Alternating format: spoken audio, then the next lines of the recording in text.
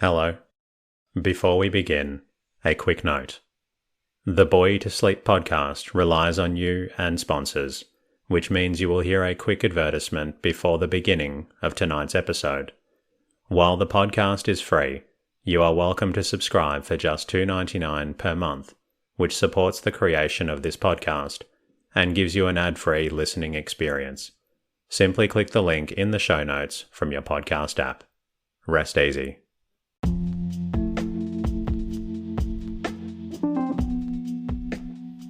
Hello. Welcome to the Bore You to Sleep podcast. The podcast that will hopefully help you get to sleep. I am going to read an open source book, one that is not particularly interesting, but one that is hopefully boring enough to get you to sleep. Tonight's reading comes from Brick and Marble in the Middle Ages, written by John Murray and published in 1874. This story explores architecture during the Middle Ages. My name is Teddy, and I aim to help people everywhere get a good night's rest. Sleep is so important, and my mission is to help you get the rest that you need. The podcast is designed to play in the background while you slowly fall asleep. I would like to thank everyone who has reached out to me during the past week, following my recent announcement regarding Spotify's new sponsored advertisement program, which will feature at the beginning of each episode. This has come at a time where juggling the podcast and life commitments was starting to become a little challenging. My goal has always been to keep the podcast free, and I am hoping that this new opportunity will allow me to do that. The podcast has no cost, and while an advertisement at the beginning of the episode may not be a concern for some listeners, you do have the option of subscribing to the podcast for $2.99 per month. What this does is ensure you will not hear any ads at the start of the episode. You can try this now if you like on your podcast app. All you need to do is follow the link in the show notes. This is a new journey for me. I appreciate the support and understanding from all of you. I welcome any feedback, comments, or queries, and you can find me at theboytosleep.com website.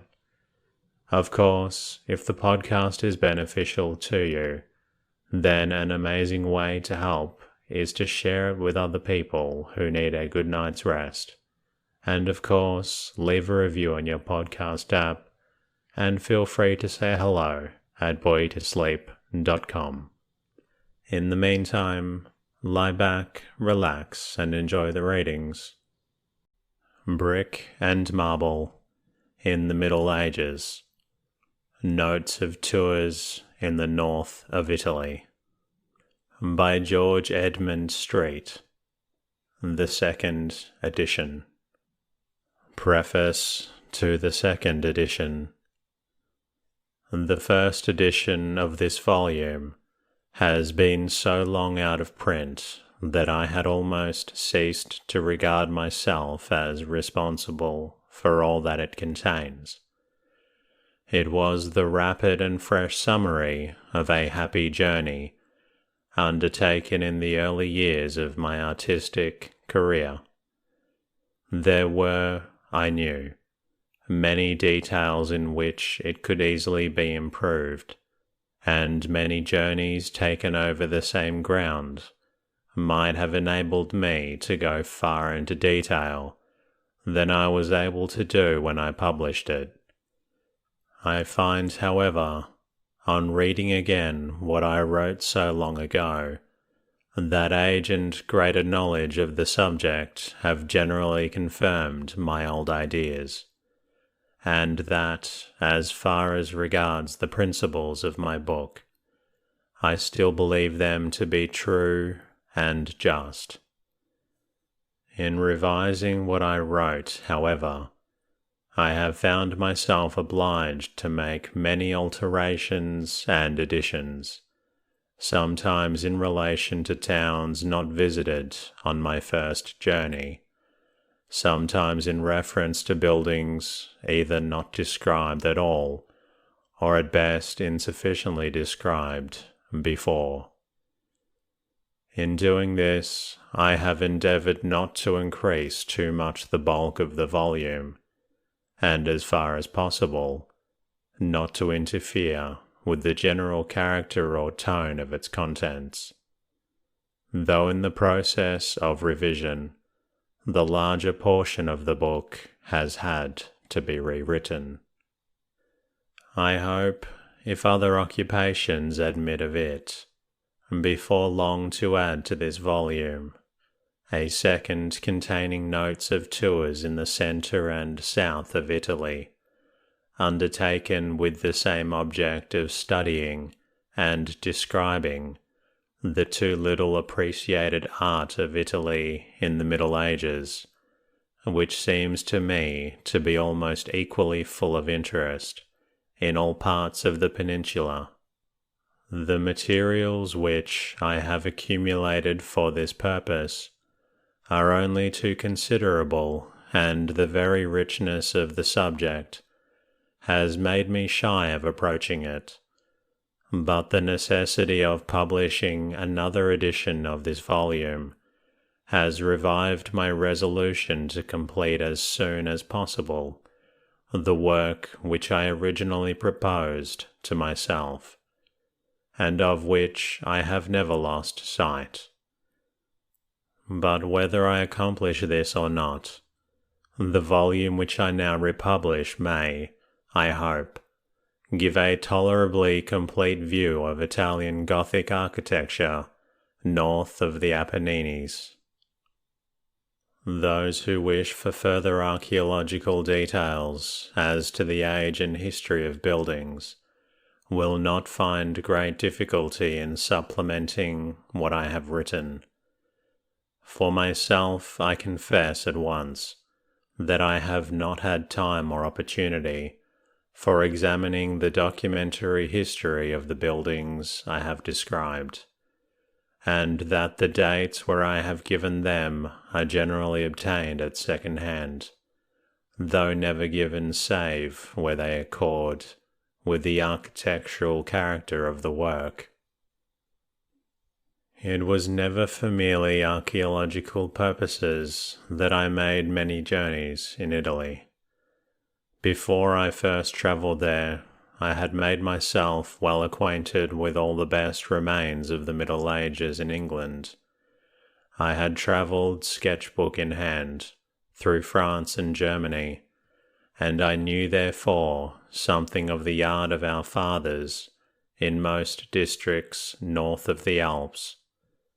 But so far, I had found no time or opportunity for the study of those early Italian buildings which give the key to history and style of ours, or of those later works in which, with more or less distinctness, the architects north of the Alps repaid the debt they had previously incurred to the south.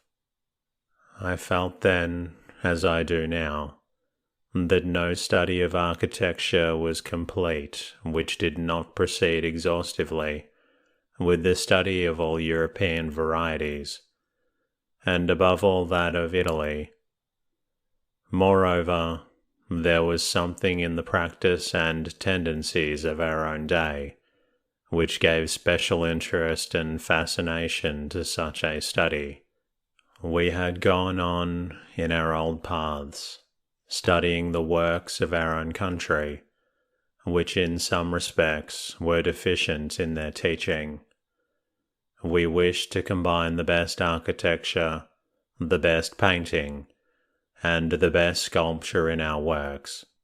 The world seemed to respond to our aspirations, and it is south and not north of the Alps that examples of such a combination have to be looked for. So again, It was desirable at any rate to meet the demand which naturally arising for colour and construction, and here again it was in Italy, only that numerous ancient examples of such a combination were to be found. These were the special inducements to me in my earliest journey to Italy, and their influence is as strong as ever upon me. I feel indeed, even more now than then, the importance of such study to the English architect of today. The more men educate themselves by the study of ancient examples, the more is their work likely to become refined and scholarly, whilst at the same time there is no real risk of its becoming less original.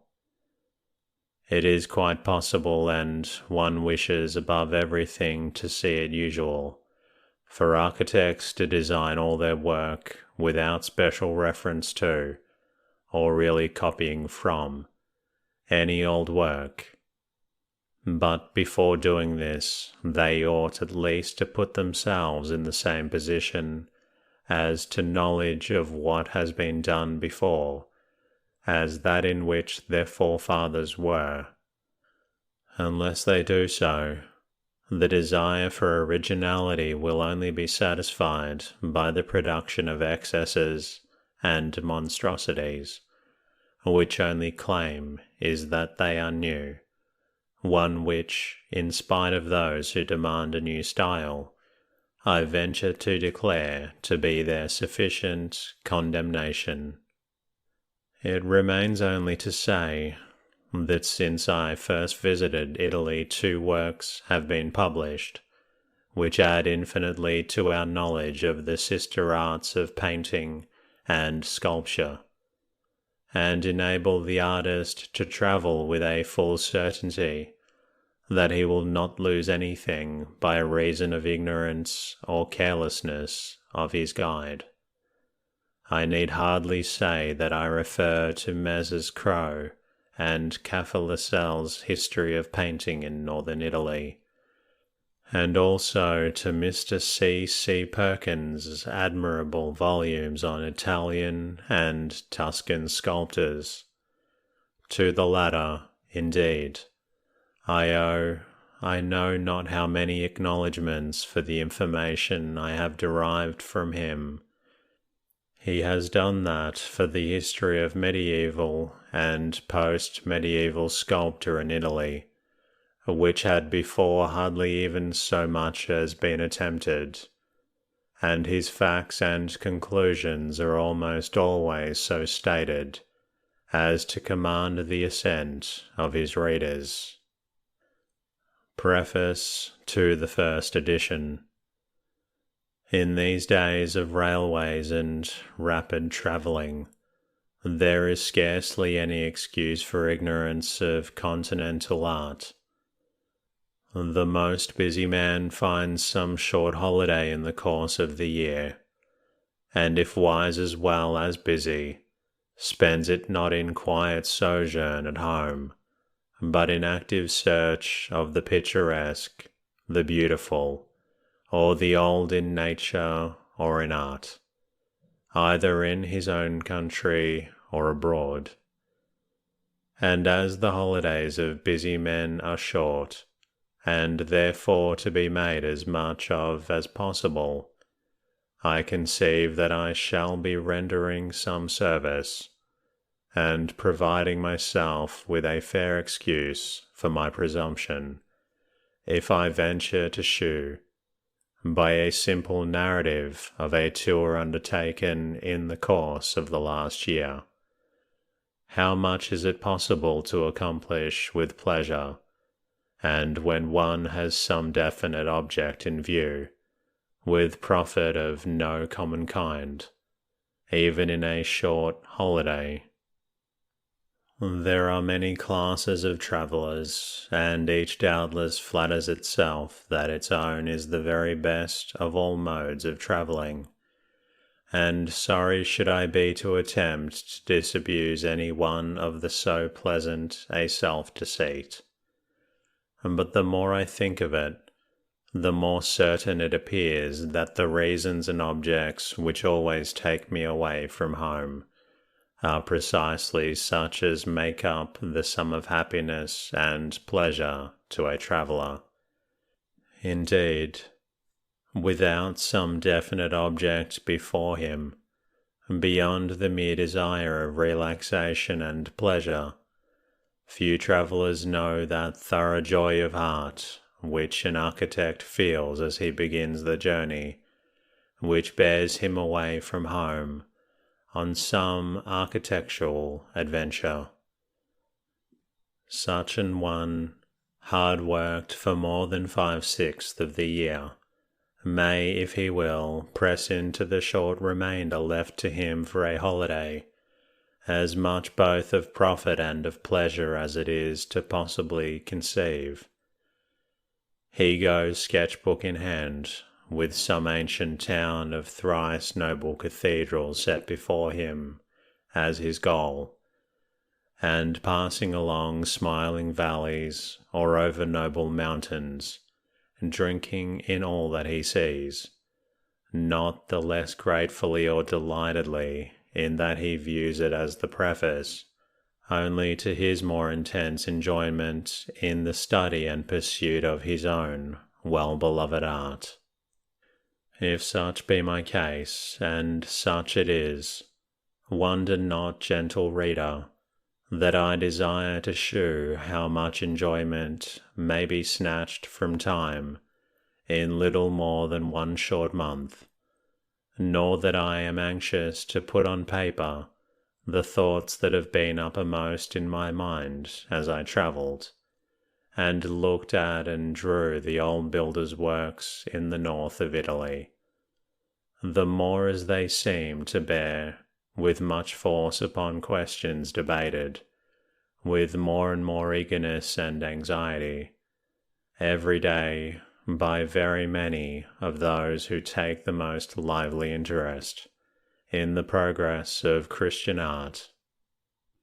In the past years I had travelled rapidly, it is true, but not without learning much, very much of what was useful, by the noble cities of Belgium, up the church-besprinkled banks of the fair Rhine, over the plains of Bavaria, and through much that was most noble and interesting in different parts of France and Germany. I had dreamt of old times and old men in the antique streets of Bruges and Nuremberg, and under the shade of the still more ancient walls of Regensburg, in the solemn naves of Amiens and Kulm, of Freiburg and Strasbourg, and of many more most noble piles. I had placed the ruins of old abbeys, and studied so far as I could in all of them the science and the art of my forefathers, but so far all my time has been devoted to the study of northern art. I had found no time and no opportunity for the study of that modification of the pointed style which distinguishes the cities and the churches of the north of Italy. No wonder then that with a prospect at last of a first sight of Italy and Italian architecture before me, I looked forward long and anxiously for the end of summer, for that happy autumn which brings ease and relaxation to so many a wearied heart, and that when at last, at the latter end of August, I found myself absolutely on my way, I was in no common degree disposed for the thorough enjoyment of all that I met with. It is well here to observe, by the way, that there is much in the present position of architects and the world which may give to these few remarks upon the pointed architecture of the north of Italy, slight and sketchy though there may be, a degree of value beyond what they would have only a short time since. it is impossible not to feel that the great and general interest in art, created by the revival of true principles within the last few years, is a subject of the greatest congratulation to all true artists. It is not only in architecture, but happily in painting also, that first principles are now studied with some determination by men who command the respect of a world educated hitherto to admire and believe in the falsest and weakest schools of art. It was, therefore, with the desire to see how far these first principles were worked out by the architects of the Middle Ages in Italy, how far, moreover, they were developed in directions unattempted by their brethren in the North, and how far they have succeeded in leaving us really noble works for our study and admiration, that I undertook my journey. Let me say too, all the same, that I started without either the intention or the desire to examine at all carefully the works of the Renaissance architects. For this there were many reasons, among others my own unfitness by predilection and education for the task, the shortness of my time, and the fact that, as it appears to me, their works have already received as much both in the way of illustration and of description as they deserve. I should wish also, I must confess, in all my studies of foreign architecture to confine myself to those buildings in which there appear to me to be the germs of at least an art true and beautiful in itself, and of service to us in our attempts to improve our own work. It does not appear to me that the works of the Italian Renaissance architects really contain this. I see no reason for whatever doubting that if we wish for a purest school of art, we must either entirely forget their works, or remember them so far only as take warning by their faults and failures. I see no reason for allowing that they have succeeded in carrying out true principles, either of construction or ornamentation, to any greater extent than their imitators in England.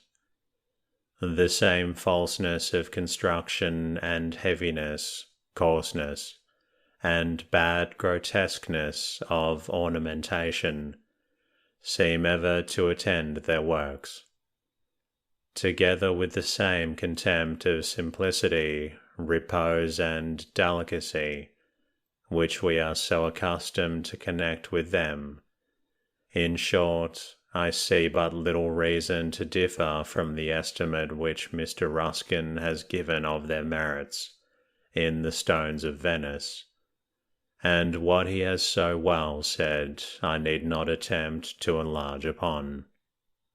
My own feeling is, that as in the pointed arch we have not only the most beautiful, but at the same time, incomparably the most convenient feature in construction which has ever been, or which I firmly believe, ever can be invented, we should not be true artists if we neglected to use it.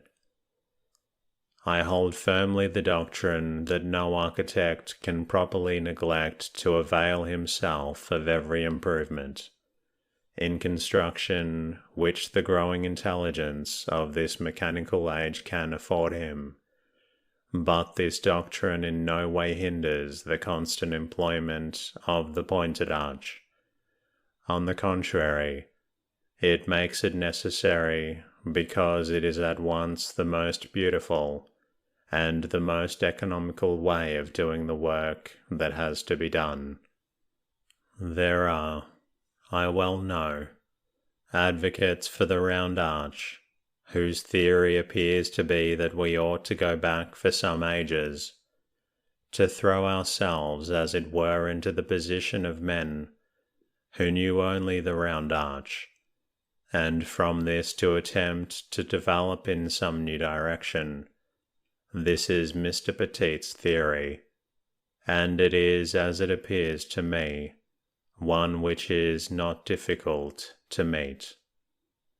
Its supporters assert that pointed architecture is so essentially the effort of a particular age, and marked by certain peculiarities so decided as to be filled, even in it, the most noble works, with a kind of spirit which in this age is vain to attempt again to evoke.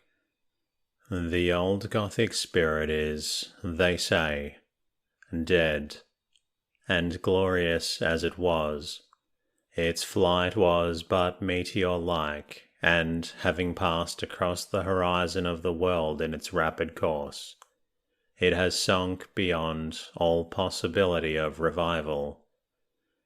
It appears to me that those who so argue confound the accidents with the elements of the true Gothic architecture of the Middle Ages, and mistake altogether the object which, I trust, most architects would propose to themselves in striving for its revival.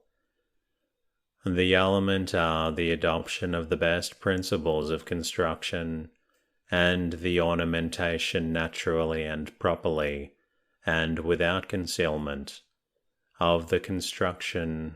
The accidents are, as it appears to me, the particular character which individual minds may have given to their work, the savageness or the grotesqueness, as it has been called, which is mainly to be discovered in the elaboration of particular features by some particular sculptor or architect, and which in the noblest works, and, indeed, I might say, in most works, one sees no trace of.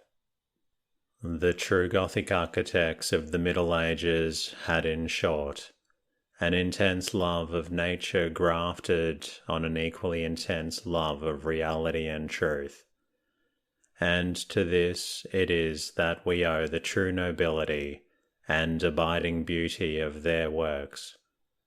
Nor need we in this age despond, for if we be really earnest in our work, there is nothing in this which we need to fear to miss, nothing which we may not ourselves possess if we will, and nothing therefore to prevent our working in the same spirit, and with the same results as our forefathers. The medieval architecture of Italy presents one further practical argument against this theory of the lovers of the round arch, which they cannot, I think, meet. It will be found in the following pages that in Italy there did not exist that distinction between the use of round and pointed arches, which did exist for 3 centuries north of the Alps. They were content there to use whichever was the most convenient, and whichever appeared to them to be most effective in its intended position. We therefore find in most Italian medieval buildings round and pointed arches used in the same work, the former generally for ornament, the latter for construction, and the effect of this in some degree to make us lessen the rigidity with such a study of northern art might otherwise affect our views on this point. But I think no argument can be used by the lovers of the round arch, which would go farther than to leave us open to the choice of both round and pointed arches, just as in these old Italian buildings they have no right to say, "You may not use the pointed arch at all," but they perhaps may be allowed to ask, Why exclude forever the round arch? And then I should refer them to Italy for a proof that as a rule, the mixture of the two is neither harmonious nor satisfactory, whilst at the same time I should go on to shew them that the talk of virtues of Roman and Romanesque architecture, of the repose and the simplicity which distinguish them, of their grandeur and their general breadth and nobility of effect. In all these things they do but sing the praises of the best Italian architecture of the 13th and 14th centuries, and that in studying the style we may be well guided by it in what we do, not to the forgetfulness of the glories of our own land, but to the development in a forward direction of what we inherit from our forefathers, of what architecture, after a lapse of 3 centuries, we now see on all sides reviving with fresh vigour from its temporary grave, and which requires only prudence and skill on the part of its professors to make even more perfect than before. My object, therefore, in the following pages will be mainly to shew the peculiarities of the development of pointed architecture in Italy, and specially to shew in which the materials so commonly are used there, brick and marble, were introduced both in decoration and in construction. All these points are of the very greatest importance to us, for I am persuaded that not only will some reference to Italian models do somewhat toward the improvement of our art, but that in no matter is information more needed, and improvement more easy than in the use of brick in architecture, whilst working in marble has been as yet so little practised among us, that we may almost regard it as present unattempted, though, as I hope to shew, there is no longer any reason why this should be the case. It is impossible to conclude this preface without mention of the obligations which not only all who travel in Italy, but all who are interested in good architecture owe to Mr. Ruskin. No man need or can profess his acquiescence in every one of the opinions which he has propounded, but as an architect I feel strongly that a great debt of gratitude is owing to him for his brilliant advocacy of many laws and truths, in which every honest architect ought gladly to acquiesce. He may be well content to bear the opposition which he has evoked, satisfied that all that he has written is the main most certainly for the benefit and exaltation of art of all kinds. Nor less is a debt of gratitude to be acknowledged by every traveller to my friend Mr. Webb for his most excellent and trusty work on continental ecclesiology.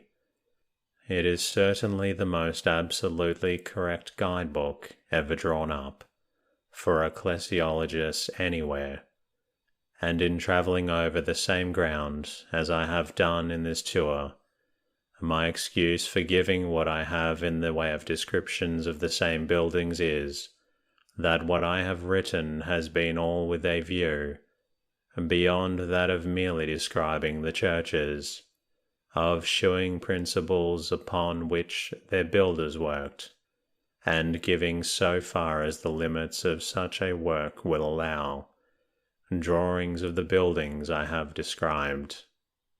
It will depend on circumstances whether I am able at some future day to continue my inquiries among the churches and domestic buildings of central Italy, a tract at least as rich as that over which the tour described in the following pages took me.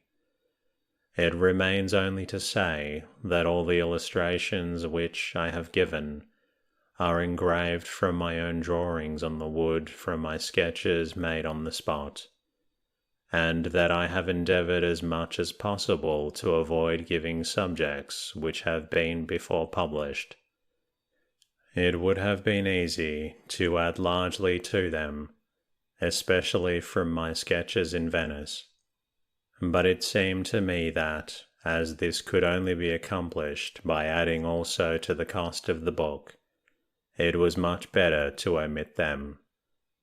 I have avoided, therefore, giving drawings of any buildings already drawn by Mr. Galley Knight, to whose work I must refer my readers for representations of several of the buildings I described, and for illustrations of Venice I must refer to Mr. Ruskin's engravings, and to the photographs which have rendered her features so well known to almost all students of architecture. In conclusion, I cannot speak too highly of the assistance afforded to the architectural student by Murray's Handbook of Northern Italy. It is almost invariably correct, and gives just what one wants to know of nearly all buildings of any interest or of importance. Oxford, 1855. And that concludes tonight's reading. I hope you've enjoyed listening to this story, but I also hope that you're feeling drowsy. If you're not quite tired enough yet, please listen to another episode of the Boy to Sleep podcast. Until next time, and good night.